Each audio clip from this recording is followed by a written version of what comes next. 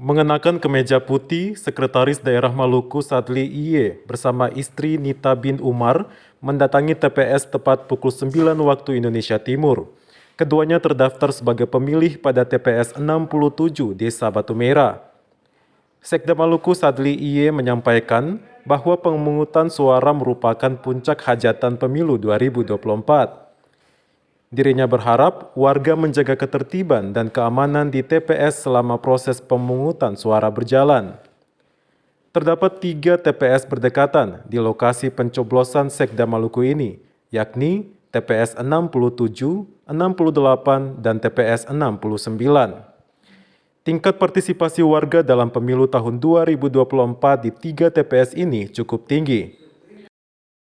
Minggus Noya dan Lama Runga melaporkan.